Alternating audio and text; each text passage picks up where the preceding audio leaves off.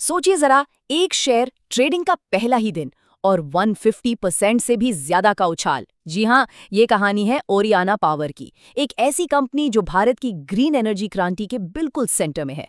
तो चलिए आज हम इस जबरदस्त ग्रोथ के पीछे छिपे गीगावॉट के दाव को समझते हैं। हम यहाँ कोई छोटी मोटी बढ़त की बात नहीं कर रहे हैं। ये देखिए 155.93%। ये ओरियाना पावर के शेयर में सिर्फ एक दिन में आई एक अविश्वसनीय तेजी थी। और जब ऐसे नंबर सामने आते हैं तो सवाल उठना लाजमी है कि आखिर इस कंपनी के पीछे की असल कहानी क्या है। तो सवाल यही है कि एक छोटी सी एनर्जी कंपनी रातों रात मार्केट की इतनी बड़ी सनसनी कैसे बन गई।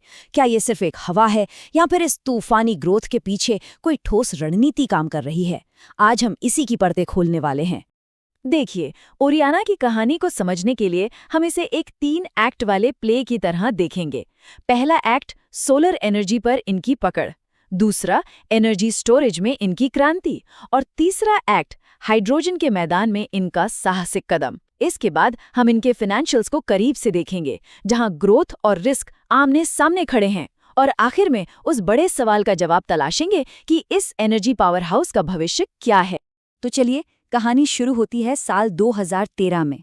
उस वक्त भारत का सोलर मार्केट नया नया था और उसमें कई सारी कमियां थीं। तभी 3 टेक्निकल एक्सपर्ट्स ने इसमें एक मौका देखा। उन्होंने ओरियाना पावर की नींव रखी और उनका मकसद सिर्फ सोलर प्लांट लगाना नहीं था, बल्कि पूरे सिस्टम को और बेहतर बनाना था। इनकी ग्रोथ सच में बहुत तेज रही है। 2013 में एक छोटे से स्टार्टअप से शुरुआत करके 2023 में एक जबरदस्त आईपीओ तक पहुंचना। लेकिन असली गेम तो इसके बाद बदला, जब इन्होंने बड़े पैमाने पर एनर्जी स्टोरेज और फिर भविष्य की टेक्नोलॉजी यानी ग्रीन हाइड्रोजन की तरफ एक स्ट्रेटेजिक मूव लिया। ये सिर्फ ग्रोथ नहीं है, ये एक सोचा समझा विकास है। तो ओरियाना की सफलता का वो इंजन क्या था जिसने इसे इतनी तेजी दी। सब कुछ शुरू हुआ सोलर बिजनेस में इनके एक शानदार डबल अटैक से, जिसने उन्हें मार्केट पर 2 अलग अलग एंगल से कब्जा करने की ताकत दी। देखिए, एक तरफ है इनका कैपेक्स मॉडल। इसे ऐसे समझिए जैसे आप सीधे एक कार खरीद रहे हैं। ग्राहक एक बार में पूरा पैसा देता है और सोलर प्लांट का मालिक बन जाता है।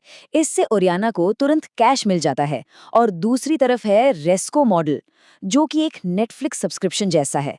यहाँ ओरियाना प्लांट की मालिक रहती है और ग्राहक 25 साल तक बिजली खरीदने का कॉन्ट्रैक्ट करता है। इससे कंपनी को एक लगातार और भरोसेमंद इनकम होती रहती है। यही डबल स्ट्रैटेजी इनकी शुरुआती कामयाबी का राज है। लेकिन सोलर एनर्जी के साथ एक बहुत बड़ी दिक्कत है, वो ये कि सूरज डूब जाता है और जब सूरज नहीं है तो बिजली भी नहीं है। तो बिना एनर्जी स्टोरेज के सोलर पावर तो बस एक पार्ट टाइम सोल्यूशन है। ओरियाना ने इस प्रॉब्लम को पहचाना और अपना सबसे बड़ा दांव खेला, बैटरी एनर्जी स्टोरेज सिस्टम यानी BESS की दुनिया में एंट्री कर। और उन्होंने कोई छोटे मोटे प्रोजेक्ट से शुरुआत नहीं की। उन्होंने सीधे राजस्थान और कर्नाटक की राज्य सरकारों और देश की सबसे बड़ी एनर्जी कंपनी NTPC से बड़े बड़े कॉन्ट्रैक्ट्स हासिल किए। अब देखिए, जब इतने बड़े खिलाड़ी आप पर दांव लगा रहे हैं तो समझ जाइए कि एनर्जी स्टोरेज की इस हाईटेक दुनिया में आपकी एक पहचान बन चुकी है। और उनका इरादा यहीं रुकने का नहीं है, लक्ष्य बहुत बड़ा है। 2026 तक उनका टारगेट 1 गीगावाट घंटे से भी ज्यादा की स्टोरेज कैपेसिटी बनाने का है। अंदाजा लगाने के लिए बता दूं, ये इतनी बिजली है कि हजारों घरों को घंटों तक रोशन रखा जा सकता है। मतलब वो छोटा सोच ही नहीं रहे हैं। अगर बैटरी स्टोरेज एक हिम्मत वाला कदम था, तो ग्रीन हाइड्रोजन तो समझिए उनका अल्टीमेट मून शॉट है। ये बिल्कुल नेक्स्ट लेवल की बात है। भारी उद्योगों को डीकार्बनाइज करना, जो एनर्जी सेक्टर की सबसे मुश्किल पहेलियों में से एक मानी जाती है। इनकी हाइड्रोजन स्ट्रैटेजी बिल्कुल सीधी और सिंपल है। पहला, प्रोडक्शन के लिए सरकारी स्कीम का फायदा उठाओ। दूसरा, ग्रीन अमोनिया सप्लाई करने का एक बड़ा कॉन्ट्रैक्ट जीतो। और तीसरा, इस काम के लिए जरूरी टेक्नोलॉजी बनाने के लिए अपनी खुद की गीगा फैक्ट्री खड़ी कर दो। और नतीजा, अकेले अमोनिया कॉन्ट्रैक्ट से ही हर साल 300 करोड़ से ज्यादा की कमाई होने की उम्मीद है। ठीक है, तो अब आते हैं सबसे जरूरी हिस्से पर, यानी कि पैसों की बात। क्योंकि ओरियाना की इस अविश्वसनीय ग्रोथ के पीछे कहानी का एक दूसरा पहलू भी है, और वो पहलू एक ऐसा जोखिम है जिसे हम नजरअंदाज नहीं कर सकते। रेवेन्यू को देखिए, इसमें तो जैसे धमाका ही हो गया है। सिर्फ 3 सालों में कंपनी 100 करोड़ से बढ़कर लगभग 1000 करोड़ के रेवेन्यू तक पहुंच गई है। ये सिर्फ ग्रोथ नहीं, ये तो हाइपर एक्सपेंशन है, जो नए नए सेक्टर्स में उनके आक्रामक कदमों का नतीजा है। और बात सिर्फ टॉपलाइन रेवेन्यू की नहीं है, असली कहानी तो प्रॉफिट में है। इनके ईबीटी और पीएटी मार्जिन दोनों ही लगभग दोगुने हो गए हैं। इसका सीधा सा मतलब ये है कि जैसे जैसे कंपनी बड़ी हो रही है, वो सिर्फ ज्यादा पैसा नहीं कमा रही, बल्कि हर बिक्री पर पहले से ज्यादा कुशल और मुनाफेदार भी होती जा रही है। और ये किसी भी ग्रो करती हुई कंपनी के लिए एक बहुत बड़ी बात है। हाँ, तो ये सब सुनने में बहुत ही शानदार लग रहा है ना?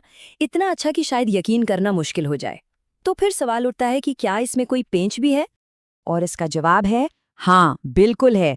और वो छिपा है इस एक नंबर में, 441 करोड़ रुपीस।